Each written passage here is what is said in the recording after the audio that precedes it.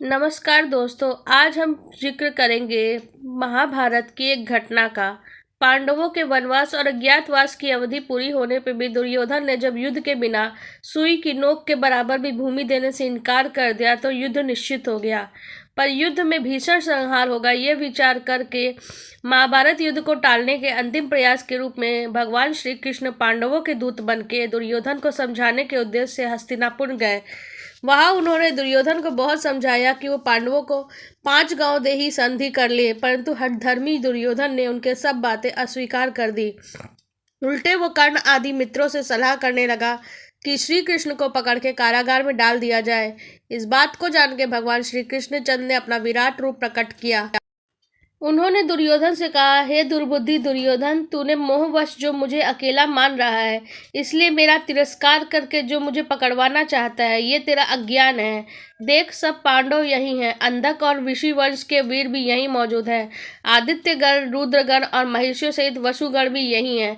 ऐसा कह के वो उच्च स्वर में अट्टहास करने लगे। हंसते समय उन महात्मा श्री कृष्ण के श्री अंगों में स्थित विद्युत के समान कांति वाले और अंगूठे के बराबर छोटे शरीर वाले देवता आग की लपटें छोड़ने लगे। उनके ललाट में ब्रह्मा और वक्षस्थल में रुद्रदेव विद्यमान थे। समस्त लोकपाल उनकी भुजाओं में स्थित थे। उनके मुख से अग्नि की लपटें निकल रही थीं। आदित्य, साध्य, वसु, अश्विनी कुमार, इंद्र सहित मरुदगण, विश्वदेव, यक्ष, गंधर्व, नाग और राक्षस भी उनके विभिन्न अंगों में प्रकट हो गए। उनकी दोनों भुजाओं से बलराम और अर्जुन प्रकट हो गए। उनकी दाहिनी भुजा में अर्जुन और बाईं में हलधर बलराम विद्यमान थे। भीमसेन, युधिष्ठिर, नकुल, सहदेव भगवान के पृष्ठभाग में स्थित थे।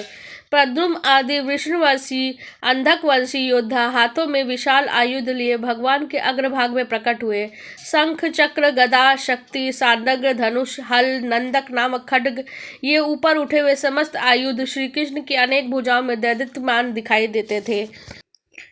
श्री कृष्ण के उस स्वरूप को देख के समस्त राजाओं के मन में भय समा गया। उन्होंने नेत्र बंद कर लिए। द्रोणाचार्य, भीष्म, परम बुद्धिमान विदुर, महाभाग संजय तथा तपस्या के धनी महर्षियों को भगवान जनार्दन ने स्वयं दिव्य दृष्टि प्रदान की थी, जिससे उनका दर्शन करने में वो समर्थ हो सके थे। धृतराष्ट्र ने प्रार्थना की, भगवान, मेरे नेत्रों को तिरोधन हो चुका है, परंतु मैं आज आपसे पुनः नेत्र मांगता हूँ। केवल आपका दर्शन करना चाहता हूँ, आपके सिवा किसी और को भी नहीं देखना चाहता।